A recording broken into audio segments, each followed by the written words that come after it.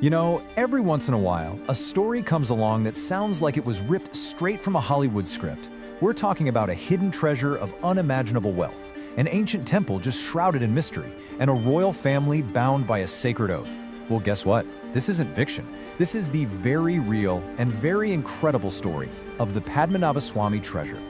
So let's just start with the number that completely stunned the world, $1 trillion. And get this, that's considered a conservative estimate.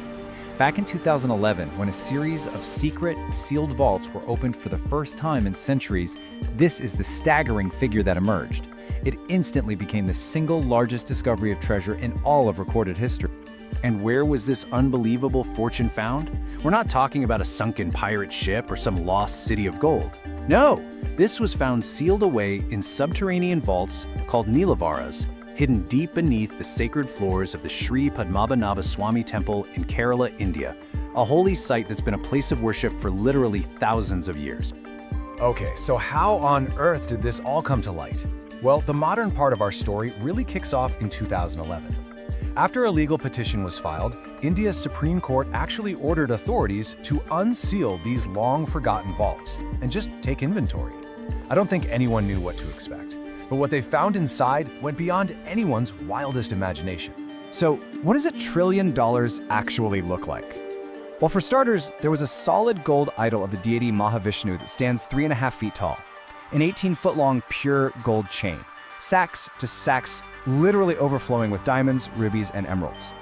And maybe the most incredible find of all, an 800-kilogram hoard of ancient Roman gold coins. I mean, wow, what a stunning testament to India's central role in global trade thousands of years ago. And that, of course, is the million, or I guess the $1 trillion question, right? A discovery on this scale just doesn't happen by accident. It's the end result of centuries, even millennia of history, faith, and devotion. So to really understand the treasure, we first have to understand the temple itself. You see, the Padmanabhaswamy Temple is no ordinary place of worship. Its history is just incredibly deep, woven right into the very fabric of Hinduism.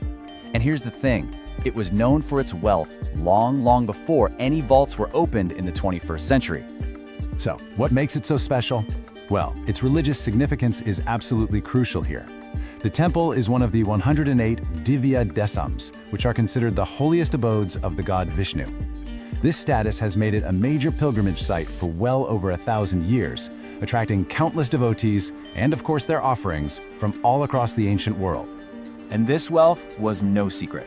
Just look at this quote from Namawar, a poet saint from way back in the 9th century.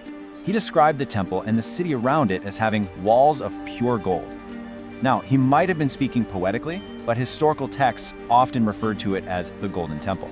This tells us its immense wealth was legendary even in ancient times. This treasure wasn't a one-time thing. It's a gradual accumulation over millennia. But here's the key. This wealth wasn't just gathered up. It was meticulously preserved. And to understand how that happened, we need to turn to the Travancore royal family, who have been the historical guardians of this temple for centuries. Now here we have the pivotal moment, the real game changer. In 1750, King Marthandava Varma made a decision that would echo for centuries. He formally surrendered his entire kingdom, its people, its land, all of its wealth, to the temple's deity, Padmanabhaswamy. From that day forward, he and all his descendants would rule not as kings, but as regents, or servants of the god. And this concept is called Padmanabhava Dasa. It essentially meant that the kingdom's treasury and the temple's treasury became one and the same. Every single piece of gold from a conquest, every tax collected, was offered directly to the deity. The royals saw themselves as simple caretakers. And it's this unique blend of spiritual and political duty that's the reason this incredible fortune was protected and left completely untouched for hundreds of years. Now, as absolutely breathtaking as the 2011 discovery was, it also managed to deepen one of the temple's greatest mysteries. Because, while 5 of the hidden vaults were opened, one remained sealed completely shut. And this is the question that captures everyone's imagination. This final chamber, known as Vault B, remains a total mystery. Despite the Supreme Court's order to inventory everything, this one vault has remained sealed by a powerful combination of faith, legend, and frankly, fear. So why not open it? While the reasons are steeped in some pretty chilling legends, the door itself is marked with the image of a massive serpent, a very clear warning. Priests have spoken of a deadly curse, and many believe the vault is protected by divine serpents, or nagas. They warn that any attempt to open it by force, instead of with a very specific and possibly lost sacred chant, would invite absolute catastrophe. And listen, this isn't just some ancient folklore. There's an account from the early 20th century, around 1908, of an attempt to open one of the vaults. As the story goes, when the explorers finally managed to get the door open and peered inside, they were met with a chamber just swarming with deadly cobras. They reportedly fled for their lives, abandoned the whole effort, and in doing so, pretty much cemented the legend of the vault's curse for generations. Now, as you can imagine, the discovery of a trillion-dollar treasure raises some very modern questions. Who does it belong to? What should be done with it? And just like that, this ancient temple was thrown into a 21st century legal battle. That legal fight ended up lasting nearly a decade. A lower court initially ordered the state government to just take control of the temple and all its assets. But the Travancore royal family immediately appealed to the nation's highest court.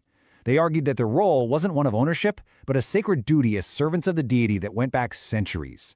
And finally, in 2020, the Supreme Court of India delivered its final verdict. And the final ruling was truly fascinating. The court actually overturned the lower court's decision. It affirmed the royal family's traditional role, not as owners of the treasure, but as its shepherds and administrators. It was a real victory for tradition, ensuring that the centuries-old bond between this family and their deity would continue. And so, after all of this, we're left with a really profound question. Sure, we can put a dollar figure on all the golden gems, but how do you possibly measure the value of centuries of devotion? The Padmanabhaswamy treasure forces us all to think about where we draw the line between a financial asset and a sacred trust. And deep in the heart of that temple, the silent, unopened Vault B reminds us that some mysteries are perhaps best left to faith.